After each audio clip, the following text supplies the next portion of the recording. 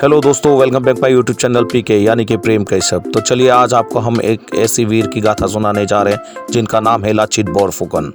तो चलिए वीडियो को शुरू करने से पहले अगर आप हमारे चैनल में नए हैं तो सब्सक्राइब और बेल आइकन को दबा दें।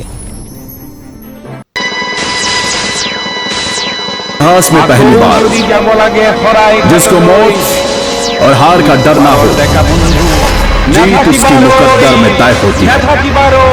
ये कहानी है एक ऐसे वीर पराक्रमी योद्धा की जिसने न सिर्फ पूर्वोत्तर की रक्षा की बल्कि मुगलों के गुरूर को भी कुचल डाला। The legend of Lachit Borphukan. Bharat का वो हिस्सा जहां सूरज सबसे पहले दस्तक देता है। पूर्वोत्तर 17वीं सदी, जब पूर्वोत्तर की राजधानी हुआ करता था रोंगपुर शिवसागर। मुगल सल्तनत की पैरवी करते हुए मीर जुमला ने राजा जयध्वज सिन्हा को परास्त किया, जिसके पश्चात उनकी अकाल मृत्यु हो गई। समय के गति चक्र के साथ आहूम राज्य के राज सिंहासन पर स्वर्गदेव यानी राजा चक्रध्वज सिन्हा विराजमान हुए, जिन्होंने अपने राज्य के प्रधानमंत्री आटुन बुढ़ागुहाई, जो कि बेहद चतुर, हर काम में निपुण और एक कूटनीतिज्ञ थे, के साथ मिलकर नए दुर्गों का निर्माण किया। अपनी सेना को संगठित कर उसे और मजबूत बनाने के लिए उन्होंने एक वीर योद्धा लाचित बोरफुकन को अपनी सेना का प्रधान सेनापति नियुक्त किया।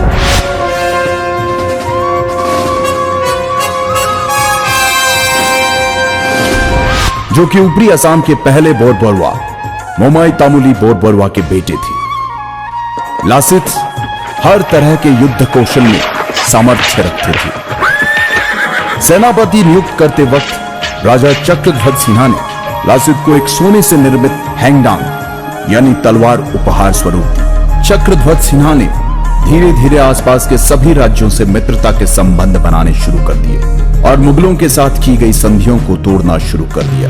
यह सुनकर मुगलों के फौजदार फिरोज खान ने इस विषय को गंभीरता से लेते हुए राजा चक्रध्वज सिन्हा पर दबाव बनाना शुरू किया और चेतावनी दी कि अगर तुमने हमारे साथ की गई संधियों को ठुकराने की कोशिश की तो इसका परिणाम बहुत ही भयानक होगा। उधर इन बातों की परवाह किए बगैर प्रधानमंत्री आटुन बुढ़ागुहाई और प्रधान सेनापति लाचित बोरफुकन ने मिलकर पहले छोटी छोटी जगहों पर और फिर अगस्त 1667 को गुवाहाटी पर भी फतह हासिल कर, जिसके तहत मुगलों को पीछे हटने पर मजबूर होना पड़ा। और तब राजा चक्रध्वज सिन्हा ने कहा था, अब मैं सुकून से 2 मुट्ठी चावल खा पाऊंगा। वहीं दिल्ली में बैठे मुगल सल्तनत के बादशाह औरंगजेब को जब इस बात का पता चला तो वो बौखला गया और 19 दिसंबर 1667 को एक विशाल सेना जिसमें 5000 बंदूकधारी, 1000 से अधिक तोपें, नावों का एक बड़ा बेड़ा, 30,000 पैदल सैनिक, 15,000 तीरंदाज और 18,000 तुर्की घुड़सवार शामिल थे, जिसकी कमान उसने राम सिंह के हाथ में देकर कहा, जाओ और जो भी हमारे सामने सर उठाने का साहस करे उसे कुचल डालो। फरवरी 1669 को राम सिंह रंगामाटी आ गया और अपनी विशाल सेना के साथ उसने फिर से गुवाहाटी पर कब्जा कर लिया। तब लाचित ने कहा था कि यह बड़े ही दुख की बात है कि मेरे प्रधान सेनापति रहते हुए मेरा देश भयंकर समस्या से जूझ रहा है। मैं अपने राजा और प्रजा को कैसे इस संकट से मुक्त करूं? कैसे मैं अपने पूर्वजों के मान और सम्मान की रक्षा करूं? उसी दौरान राम सिंह ने चाल के तहत बाण के जरिए राजा चक्रध्वज सिन्हा को एक पत्र में लिखा कि लाचित ने हमसे गुवाहाटी खाली करने की एवज में 1 लाख रुपए लिए। एक बार तो राजा को लाचित की ईमानदारी पर शक हुआ, लेकिन प्रधानमंत्री आटुन बुढ़ागुहाई ने समझाया कि लाचित देशभक्त है और यह उनके खिलाफ एक षड्यंत्र मात्र है। लाचित की देशभक्ति की मिसाल इस बात से भी लगाई जा सकती है कि मुगलों पर नजर रखने एवं युद्ध नीति के तहत लाचित ने गुवाहाटी के नजदीक दुर्ग बनाने के काम की जिम्मेदारी अपने मामा को दी थी और कहा कि टलभोर होने से पहले यह दुर्ग तैयार हो जाना चाहिए। मामा ने कहा, आप निश्चिंत होकर आराम करें, सुबह तक काम हो जाएगा। आधी रात को लाचित की बेचैनी बढ़ गई, उनसे रहा नहीं गया और वो दुर्ग का काम देखने चले आए। उन्होंने वहां जाकर देखा तो सारे मजदूर और मामा सो रहे थे। यह देखकर लासित की आंखों में खून उतर आया और उन्होंने गुस्से से मामा को उठाकर कहा, मामा, मैंने आपको कहा था कि काम रात भर में हो जाना चाहिए। दुश्मन हमारी मां की छाती पे खड़ा है, लेकिन बावजूद इसके आप आराम की नींद सो रहे थे। यह देखकर मामा लड़खड़ाते हुए बोले, माफी चाहूंगा, काम करते करते कब नींद लग गई मुझे पता ही नहीं चला। मैं अभी मजदूरों से कहकर काम शुरू करवा देता हूं। परंतु लाचित के सब्र का बांध टूट चुका था। गद्दार, मुल्क से बढ़कर मेरा मामा नहीं हो सकता, कहते हुए मामा की गर्दन धड़ से अलग कर दी और रातों रात उस दुर्ग का निर्माण करवाया, जिसके कारण मजबूर होकर मुगल सेना को जल युद्ध के लिए तैयार होना पड़ा, जिसमें कि मुगल सैनिक बहुत कमजोर थे। इधर बहुत तेज बुखार से जूझ रहे लाचित को अर्जुन बुढ़ा गुहाई ने कहा कि तुम्हारी तबीयत बहुत खराब है, इस हालत में तुम युद्ध पर नहीं जा सकते। फिर भी लाचित युद्ध के लिए गए और शुरू हुआ सराय घाट का ऐतिहासिक युद्ध, द बैटल ऑफ सराय घाट।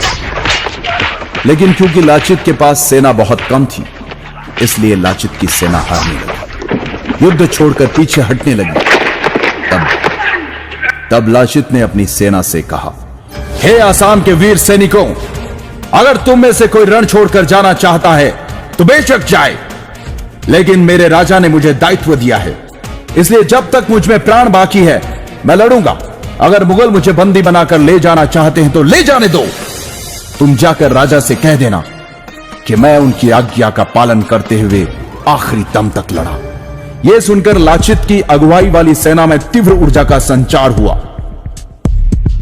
और परिणाम मुगलों को मुंह की खानी पड़ी। मुगल सेना पूरी तरह से हार गई।